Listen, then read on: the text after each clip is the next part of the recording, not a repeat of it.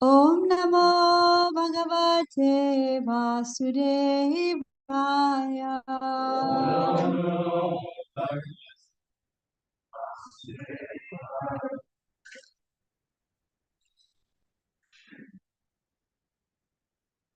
What we'll do is we'll read through the text. We can take turns, and then there's a couple places where I wanted to mention something, so we'll do that as we go.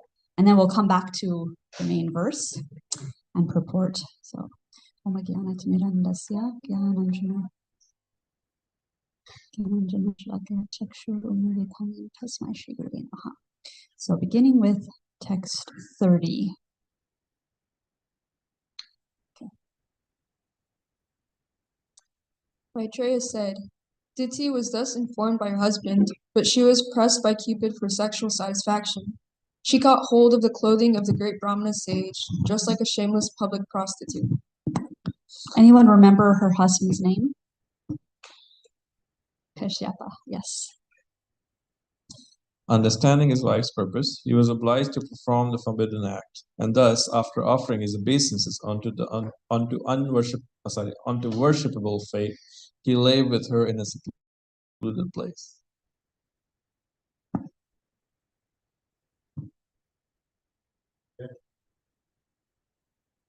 Thereafter, the Brahmana took his bath in the water and controlled his speech by practicing trance, meditating on the eternal effulgence, and chanting the holy Gayatri hymns within his mouth.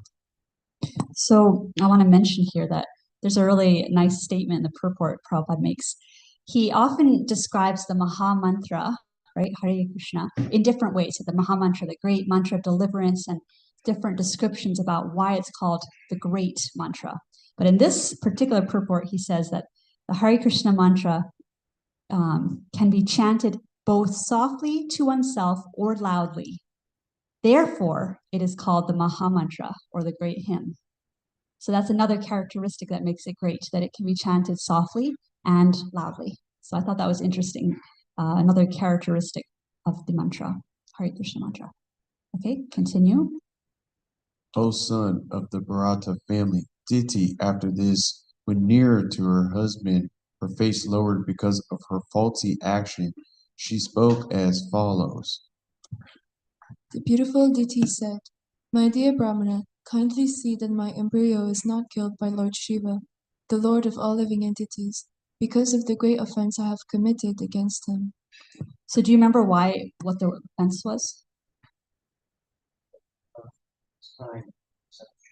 Yes, inauspicious time, right? So she's concerned, like, my desire took over and I wasn't thinking straight, and now I'm going to have the repercussion of that, right? So she's feeling anxious. Okay, next. What are the inauspicious times? What is it? I don't know off the top of my head. Does somebody want to answer that? Dusk or something?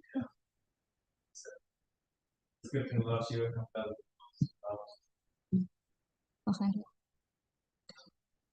Let me offer my obeisances unto the angry Lord Shiva, who is simultaneously the very ferocious, great demigod, and the fulfiller of all material desires. He is all auspicious and forgiving, but his anger can immediately move him to chastise. He's also known, Lord Shiva is also known as Ashutosh, easily angered and easily pleased. So he has both sides. Okay, next text. Let him be pleased with us, since he is my brother-in-law, the husband of my sister Sati. He is also the worshipful Lord of all women. He is the personality of all opulences. He can show mercy towards women, who are excused even by the uncivilized hunters. Okay, next. Maitreya said the great sage Kashyapa. What is it? Kashyapa. Kashyapa thus addressed his wife, who was trembling because of fear that her husband was offended. She understood that he had been dissuaded from his daily duties of offering evening prayers, yet she desired the welfare of her children and the world. Okay. So she's understanding. So she's realizing what happened here, right? So she's being thoughtful. Okay, well, her husband had been interrupted in his evening prayers. And so she's aware of that there's a repercussion from that. And at the same time, she's wanting the welfare of her kids, naturally, right?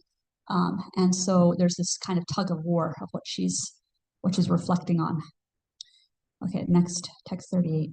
The learned Kashyapa said, because of your minds being polluted, because of defilement of the particular time, because of your negligence of my directions, and because of your being apathetic to the demigods, everything was inauspicious.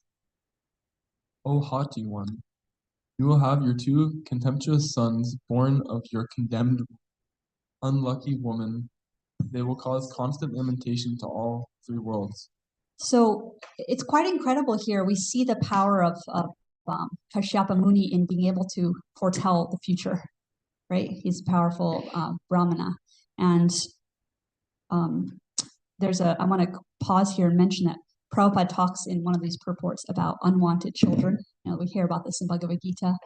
When an unwanted doesn't necessarily mean like the parents can't stand the kid and they really don't want to have them around. It means that they weren't intentionally conceived with that proper consciousness, right? They're kind of just a byproduct of enjoyment and like, oh, okay, kid, we got a kid now, and but not necessarily like intentionally doing the practice or the act of conception through one or the act of sex for the purpose of having a spiritually uplifted child, like a spiritually conscious child, right? So Prabhupada says here that certainly unwanted children cannot be a source of happiness in society, but through the Krishna consciousness movement, they can be raised to the human standard by chanting the holy name of God. So again, we see this Prabhupada's, a lot of these purports are quite heavy, but there's always like a happy ending, there's, so we hear about, he's saying here that how can one expect good children in Kali Yuga when there's no discipline in sex life? That's what Prabhupada's point is. He says, but never mind, because in the Krishna conscious movement, we give opportunity to uplift everyone, including those who weren't born in a proper time or whatever, or conceived in a proper time. So yeah, so we'll continue with text 40.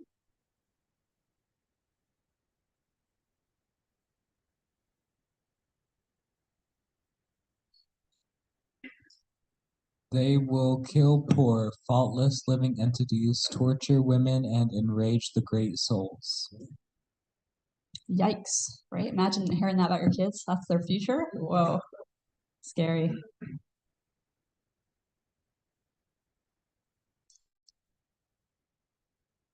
Next.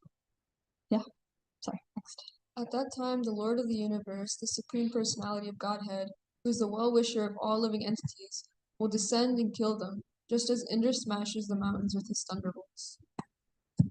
So here, Prabhupada comments that it's not necessary for the Lord himself to descend to kill the miscreants, that he can send somebody else, like one of the various demigods, his agents they're described as. So, but he comes down personally for the sake of protecting his devotees from those miscreants. So if there's a relationship that he's having, the devotees appealing to Krishna for help, then Krishna will come personally, instead of sending one of his agents to do it. So Krishna consciousness is all about personalism, right? And we can see that firsthand in how Krishna interacts with us. He's very personal. And then Prabhupada also says that there's no difference in Krishna's killing behavior and Krishna's saving behavior. And that's because he's absolute. So everything that Krishna does is equally purifying. So what a radical statement, right? Okay, text 42.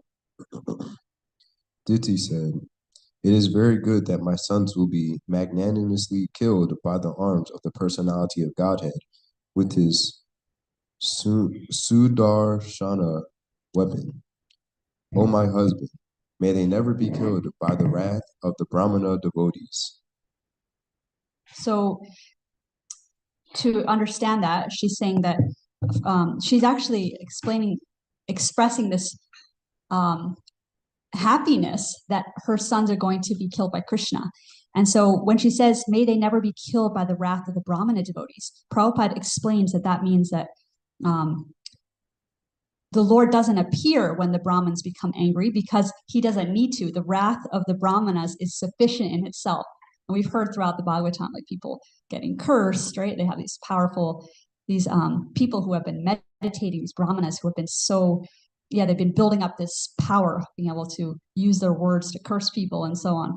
So the Lord is not, he says, Prabhupada says, the wrath of a Brahmana is sufficient in itself. And then he mentions that the Lord only appears when the devotees are involved and when the devotees are concerned. And then he says here that she's mentioning the arms of the Lord, right? Like, will be magnanimously killed by the arms of the Lord with his weapons. So Prabhupada says, if someone's killed by the wheel of the Lord, the Sudarshana chakra it's a wheel weapon. It's kind of like a fast speed disc. Yeah. So imagine it's like, and it's really sharp. Can you imagine like a, if you ever see a saw, did you say a saw? Yeah. Like I was thinking that, you know how they have different like types of saw blades, right? And so if you think of that moving super fast and then like hurling at your head, that would be pretty intense. So if someone is killed by the wheel of the Lord and is thus fortunate enough to see the arms of the Lord, because you get to see his arms when he's lifting his arm up, right? And yeah, the last thing you see before you die, the arm of the Lord. If you're fortunate enough to see the arms of the Lord, that is sufficient for liberation. So it's a happy ending, even though it's so intense and dramatic, and it's seemingly negative, like someone's about to die, but their last image is of the Lord's arms. So text 43. A person who is condemned by Brahmana or is always fearful to other living entities is not favored either by those who are already in hell or by those in the species in which he is born. Okay, next text.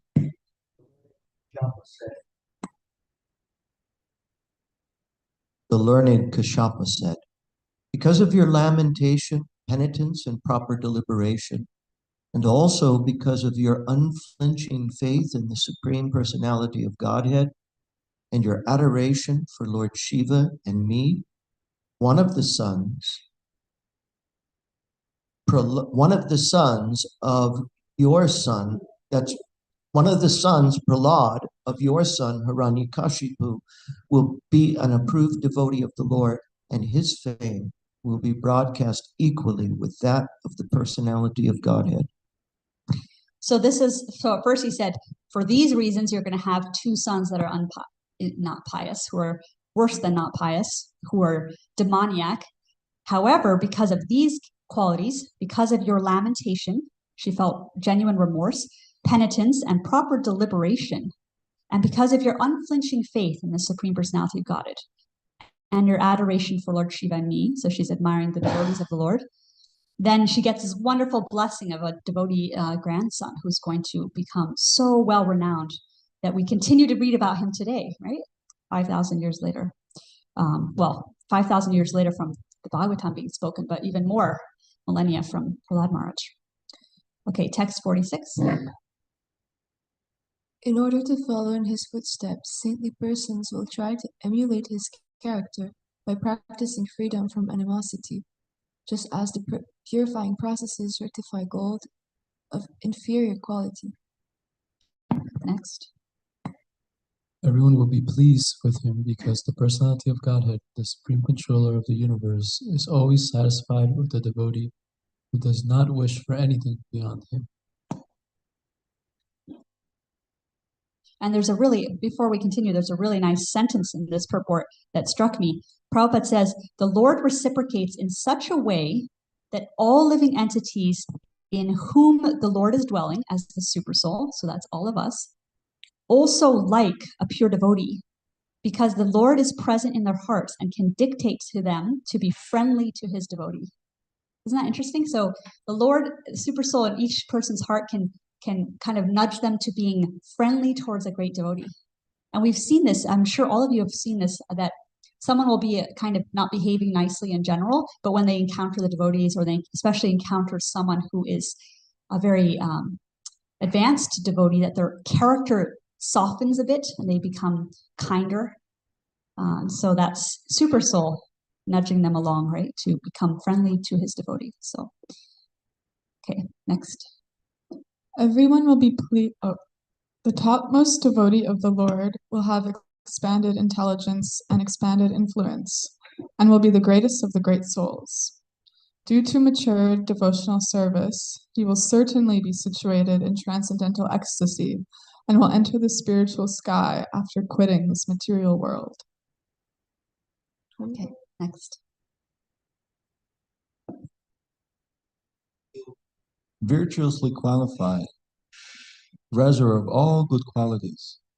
He will be jolly and happy in others' happiness, distress in others' distress, and will have no enemies. He will be destroyer of lamentation of all the universes, like the pleasant moon after the summer sun. Okay, next.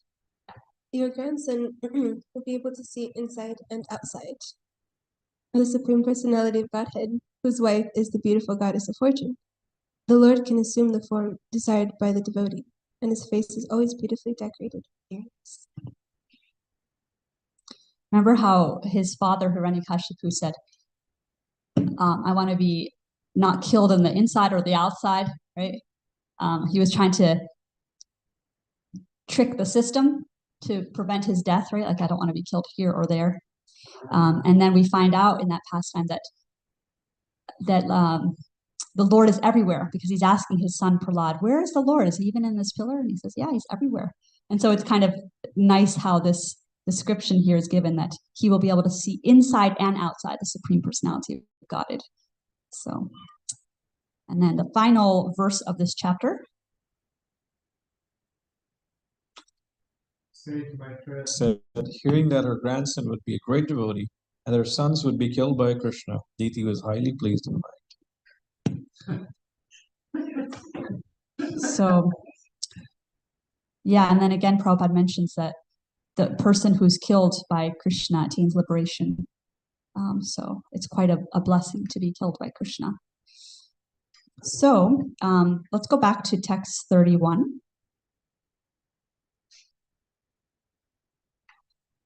And we'll just say the Sanskrit together, because so that we have some time to discuss. So let's say this, I'll say it once. So, Saviditva tabaryayas tam nirbandam vikarmani natva dishtaya rahasi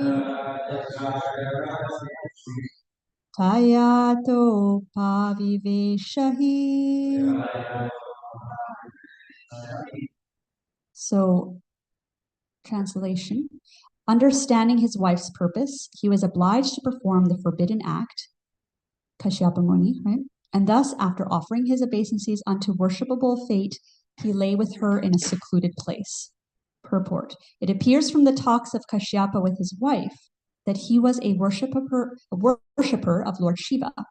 And although he knew that Lord Shiva would not be pleased with him for such a forbidden act, he was obliged to act by his wife's desire, and thus he offered his obeisances unto fate.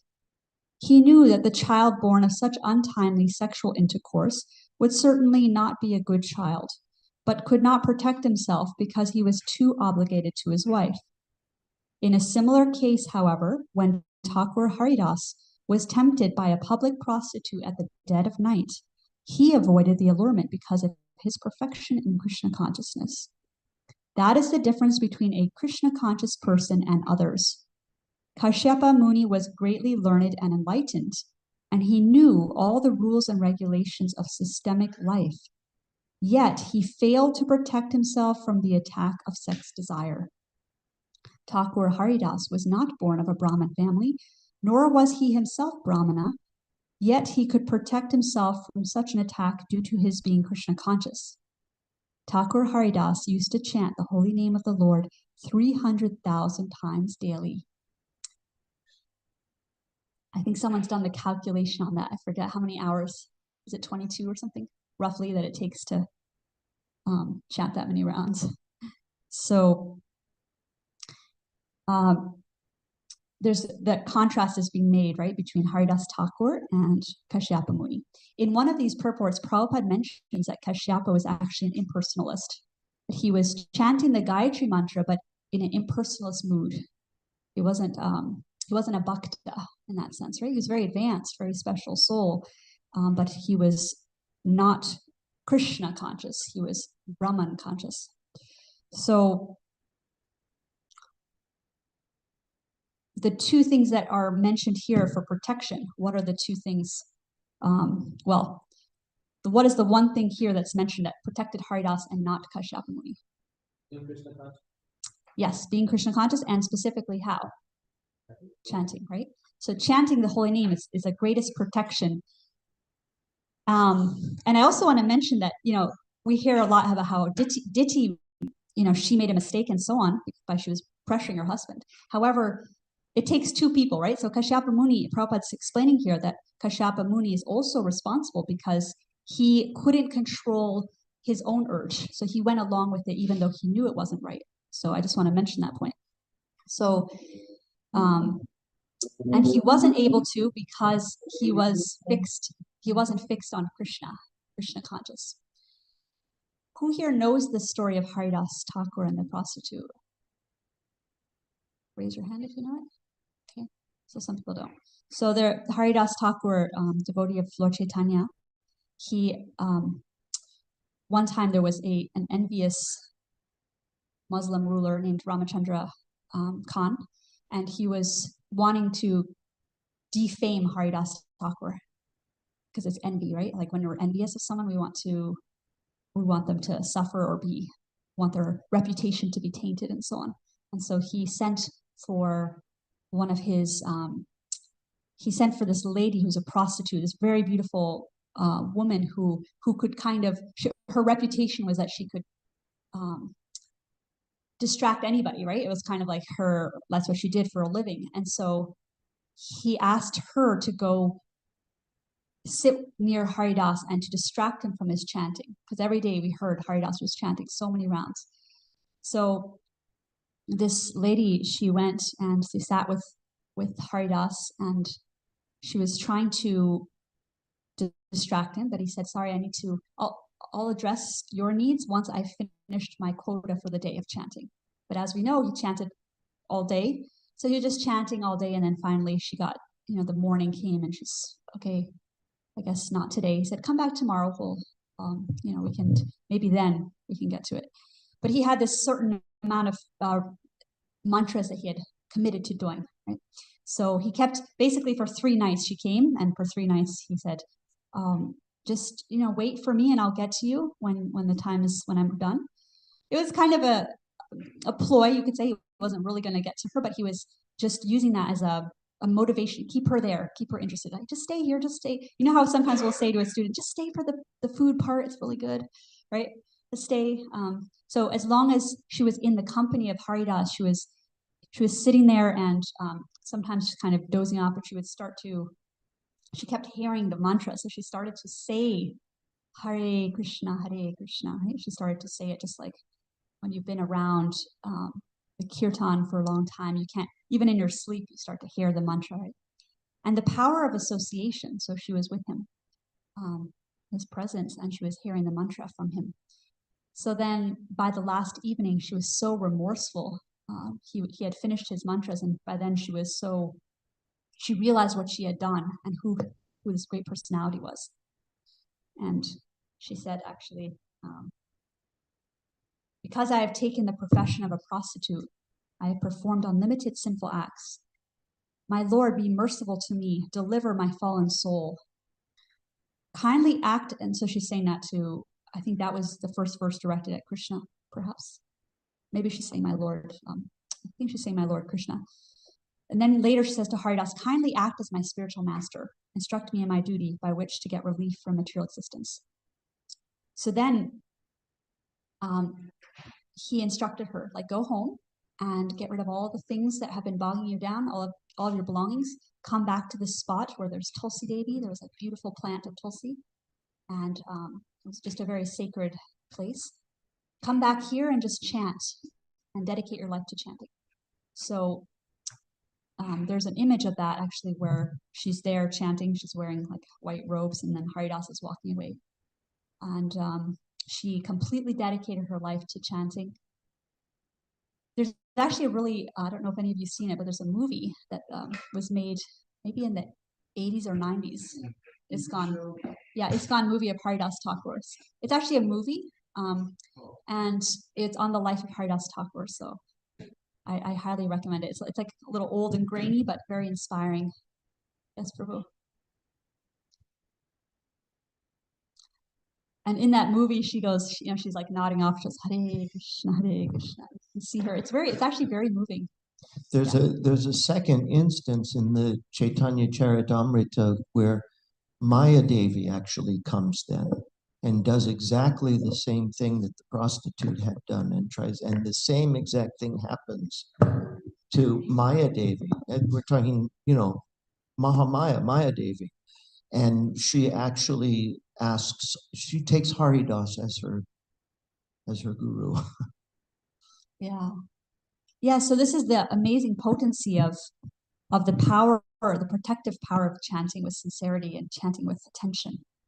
So that was the difference between Haridas and Kashyapa Muni, right? He wasn't affected at all by this allurement, this really, you could say, kind of the ultimate allurement for someone. And so he stayed equipoised. And not only that, but he was able to help her as well. So he was so pure-hearted and so unaffected by material distraction that he was able to uplift her with him. So sometimes in our spiritual journey, we have to be careful. We have to guard our own bhakti lata bij, right? Our own creeper of devotion. If someone is really materialistically motivated and starts hanging out with us a lot, we might get a little shaky. We might not be strong enough on our own, right, to protect ourselves from that. Ultimately, we will be when we're continue to chant and be in the company of devotees. But we also have to be aware, like, okay, I know where I'm at, and I'm not unaffected by certain things, right? So we have to be protective. But when we become to that point of just loving Krishna and so protected by Krishna's company with us all the time and the devotees, then we can help those who are, even if they're coming to whatever their material motivations are and they're around us, we will be able to uplift them as well. And that's the difference actually between peer to peer and also like junior and senior, right? Someone who's our senior can uplift our consciousness with them. But if we're just peer to peer, it's a little bit more, we have to be a little more careful because we can also be pulled down. So if we're with someone who's constantly complaining about how they don't like this other devotee or whatever, we have to go, okay, well, I don't want to get sucked into that, right? So we have to be a little cautious. But when we're going to our seniors, they will just inspire us by being at a more advanced level than us. Just their company will inspire us. Yes. Thank you for stirring up this discussion. In the case of Haridas Thakur, we see how, in a way, and it's an example that is very important as we try to navigate also in our life, especially preaching, like you said, it's playing with fire. How he tricked her. Well, actually, no, there's a better word. How he had a strategy. Yes, I'll satisfy your desire. I just need to finish. So he was postponing, and in the process of postponing, she was getting purified. So that was a strategy also that we can apply in our preaching. Just now coming. We'll do that also, but in the process, all these desires, we hope to be purified. And in the case of Krishna consciousness, we see it's possible, especially in the course of applying the most powerful weapon, that is the Hari Kirtan. Yeah, I like that word strategy, right? He had a strategy. And he also had insight into her nature. He knew that by being there, she would transform. He could sense that she's actually quite a pious person, because not everyone would necessarily, right? But he held out. He told her, actually, I was going to leave 3 days ago, but I stayed just for you. I stayed here so that you would become purified. And because Ramachandra Khan had this agenda, right? So he was going to leave town. Haridas was going to leave, but he stayed for her. And there was one other thing I was going to say, that he ultimately did. It's interesting because he's saying, just wait and I'll satisfy you, right? And so she's thinking materially I'll be satisfied. However, he did stick with his promise. He satisfied her in a transcendental way that was actually forever, right? A satisfaction that never goes away. Whereas we hear from this pastime, if we contrast the pastime we've just been reading with Kashyapa and Diti, there is like a material satisfaction that they went through together.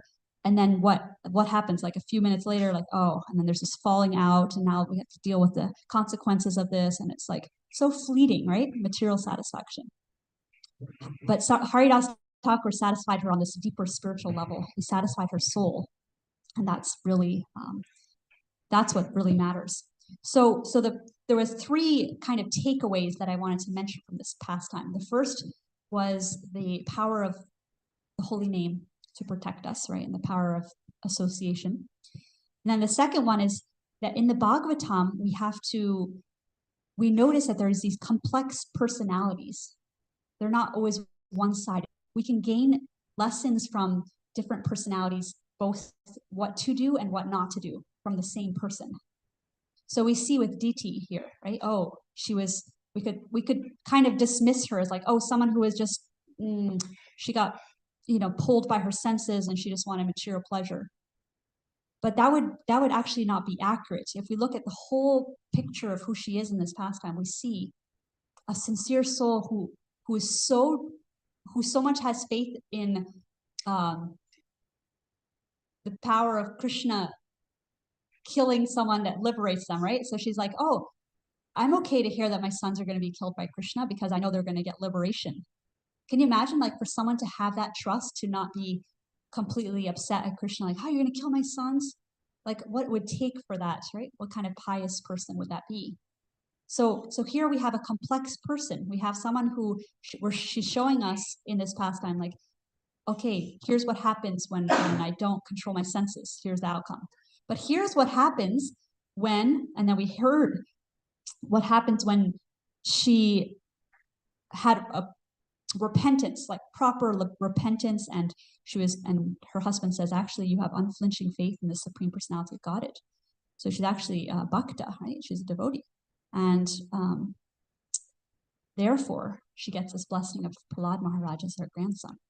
So yeah, just to remind us, and I'm sure that in different times in our journey on scriptural study, we have come across characters in the scripture that have confused us, like, oh, how is it possible they have this material motive, but they're also spiritually profound?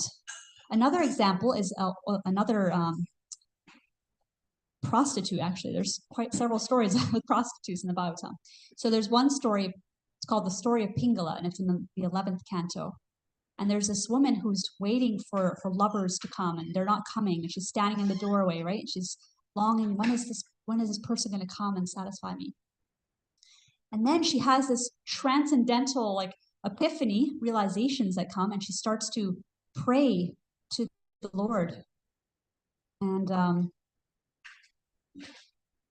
her prayers and her realizations are so profound that that chapter of Bhagavatam can transform our hearts and help us come closer to Krishna.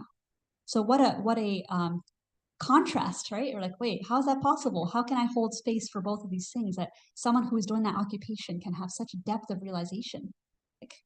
And so the Bhagavatam continuously asks of us to be more than just black and white, to start to see, like, there's a lot of nuance here, and there's a lot of intellectual work that I need to do to apply myself to these studies so that I can reconcile and understand and mature my practice of Krishna consciousness, right? And also to extract the inspiration from people who might be tainted. We might think, well, they're coming from I don't know, they don't spend their days in very nice ways, and yet they're coming and taking part in the kirtan, or they're offering this service, right? And to notice that, to hone in on that, extract what is Krishna conscious from them, right? When we're looking at them. So that's a lesson, a takeaway for us. So we can be grateful to personalities like DT, because she is showing us what not to do and what to do. Like what not to do and what to do, right? So the third takeaway from this pastime, there's so many, but these are just the three I was meditating on. The third one is that the Lord can transform our slip-ups into silver linings, right? He can transform how we mess up materially, how we mess up spiritually, and he can use that to then help us come closer to him. And we know the formula is, there's an if there. If we have, what was the thing that Kashyapa said to her that she had that allowed for the blessing? Yes, so if we have unflinching faith, what else? There was a few things. Remorse, proper remorse. And proper deliberation, I like that one. Being thoughtful, being reflective. You know, like where did I go wrong? How can I improve, right? Bhagavatam's also asking us to do that, to become reflective people. So, yes. Yeah, it doesn't have to be like 100% because then there's no hope, right? For those who have like minimal faith, but it's there, right? So, yes, so a little faith can be just what we need for the Lord to notice. Because for us, here's the thing is that Krishna knows that for someone, they might, if you had to do percentages, like this person has 10% faith in Krishna.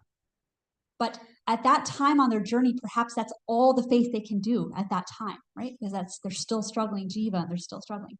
So for them, that might be their 100% at that moment. And then later it keeps growing and growing until it's, there's actually never really 100% Krishna, because it's always increasing, right? More and more and more. But yeah, it's a really good point. It doesn't have to be full unflinching. Although it could be unflinching, but in a 5%, right? So, yes. I need some clarification. I feel,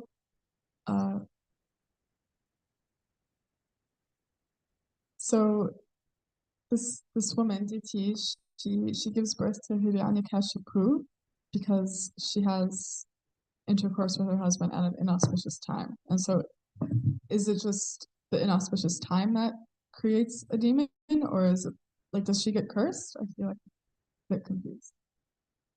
It's not so much a curse as it is just dealing with repercussions to behavior, right? So, and the lesson here for us, it's not that we have to take the lesson and go, okay, we have to be super ritualistic now and make sure that that's not really the takeaway. The takeaway is that we have to be careful of our consciousness, right? Her consciousness at that time was completely selfish, self-motivated. Like, I want to enjoy right now, doesn't matter about anything else, I want this now. And I'm sure we can all relate. I want that cupcake now. Like, doesn't matter if I'm going to get a stomach ache, right?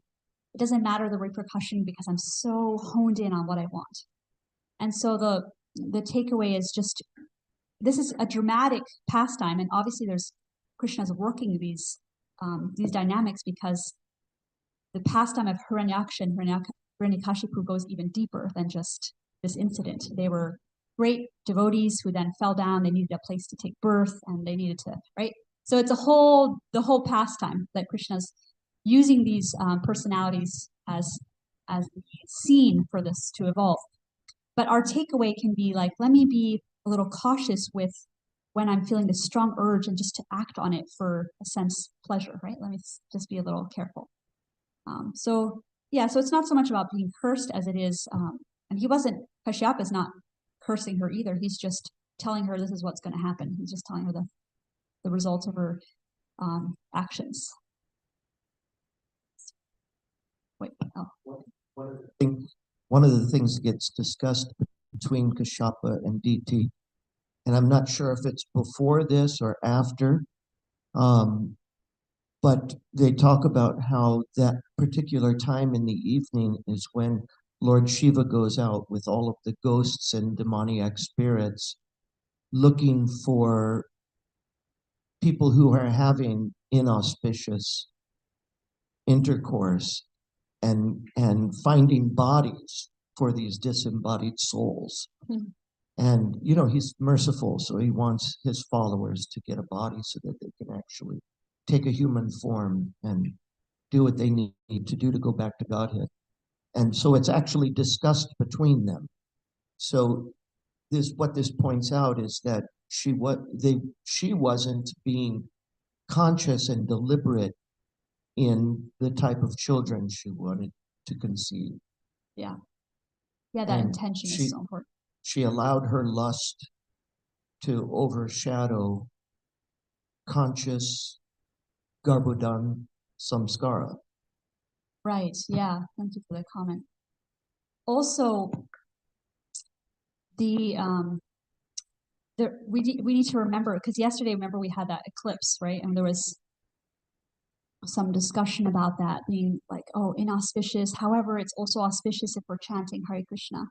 So to also remember, yes, there are these Vedic injunctions. And at the same time, if our consciousness overall in our life is of wanting to be of service to Lord Chaitanya's movement, then we might sometimes slip up materially. However, if we keep coming back to that, like, I want to be of service, I want to be of service, then Krishna can use those, quote unquote, those mistakes that we make, those stumbling, right, to help us or to help others come to Krishna and so on, right? So we need to be careful. Like you said, we have to have really, our consciousness is very important. And also, instead of feeling too scared, like, uh-oh, there's so many injunctions, how am I going to be able to function? We also have to remember that as soon as we apply Krishna to any situation, it becomes purified. So that's what Prabhupada was asking us to do, is to add the one in front of all the zeros to purify the experience. So if we have desire, we don't have to feel consumed in guilt or like, oh my gosh, I'm such a terrible person. But how can I add Krishna to this? How can I, like you said, uplift the consciousness in this moment? And then the results will be uplifting and auspicious. Yes. Hare Krishna, thank you for class. It's always a pleasure. There seems to be so much to unpack with this one, especially with the past lives interacting. And so it doesn't get jumbled in my head. I like clarify like out loud. It helps me a lot. But it seems that like, well, first there's a book. It's called The Granddaughter of Addicts. And it seems that genetically these addictions skip generations, and it leads to behavior too, because the mother turns away from that thing, and then the granddaughter's like, oh, you're boring, I'm going to do this. So it seems to like flip-flop back and forth. And with the Shiva, and like it seems like you're possessed by lust, like this demoniac nature, and like the demon itself impregnates the womb. It's just what I made up in my head, but it's like a parable.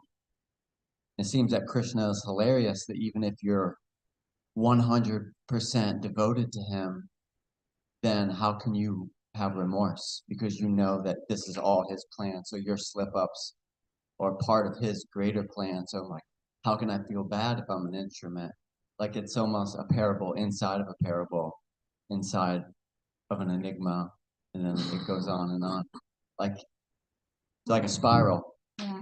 And yeah, there's just so much to unpack with this one.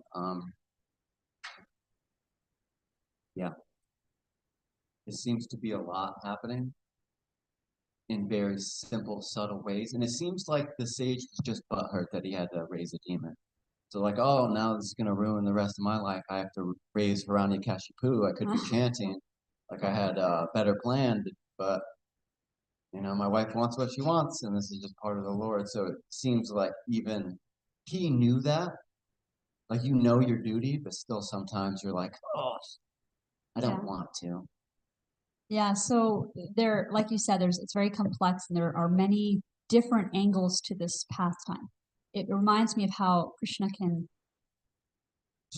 simultaneously achieve multiple things at once.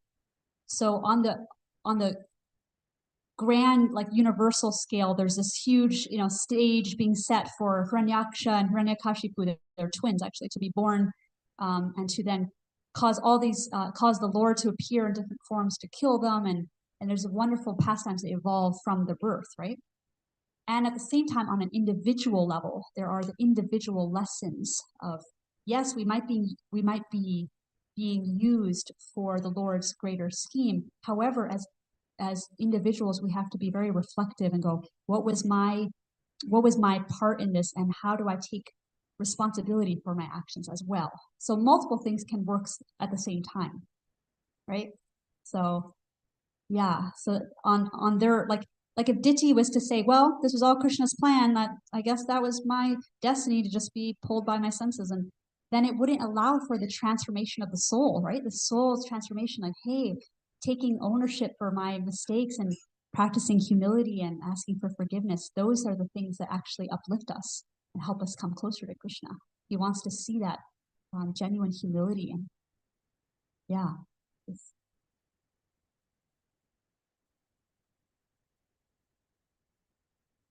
Again, on the point of one of your takeaways or our takeaway of complexity of the situation and personality, how it's not as simple, and mind being the pivotal kind of point in a whole dynamic.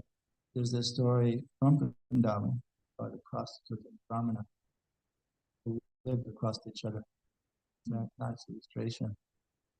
The Brahmana was very proud and how could she was just feeling sorry because she was coming from abusive childhood. So she ended up in that situation and predicament, thinking and hearing Brahmana's recitation of Gita and Dharma Shastra. They happened to die at the same time. And then Yamadutas came for him, and Vishnudutas came for her. And Brahmana was like, wait, there must be some mistake. And they said, no, there's no mistake. So they swapped. They swapped in their trajectory. There's that story of the Brahmin and the cobbler, right? There's these contrasts that we see, like, oh wait, what? I thought it was supposed to be the Brahmin who's following everything like Paka, right? They call it, like, everything right. But then it ends up being the other character, like, wow, because of their devotion. Yes. Last comment. I was impressed by the contrast between the Shapamuni's I guess reaction in the way that he spoke to his wife after, whatever. And then the contrast to Haridas Thakur, who was just very joyful. Is like, we even saw like exclamation marks in the translations. Like, he was being very heavy. It seemed like he was angry. He was upset to some degree. I know he was just telling her the future, but it seemed like he was saying very heavy things. Whereas like Haridas was just like so happy, he was just so peaceful. And what came up for me was that these are like ways that we can deal with our mind. We can be really heavy with our mind during japa, and then it can be maybe discouraging a little bit. And then, or we can be kind of patient, try to just be nice to ourselves to some degree. Yeah, that's a great point. Haridas didn't berate the prostitute, like, why are you doing this occupation? You should get out of it ASAP. Like, what's wrong with you? He didn't do that, like that kind of harsh approach. He did the gentle, compassionate approach. Just keep coming. And that's a nice lesson for the mind too. So just to reiterate, the 3 points that we talked about today was the power of the holy name to protect us, right?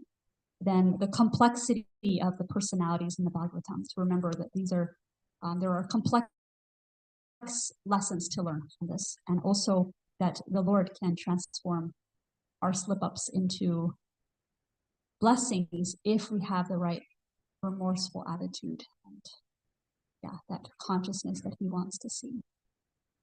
So Srimad Bhagavatam ki jai, Srila Prabhupada ki jai, Gaur Premanand.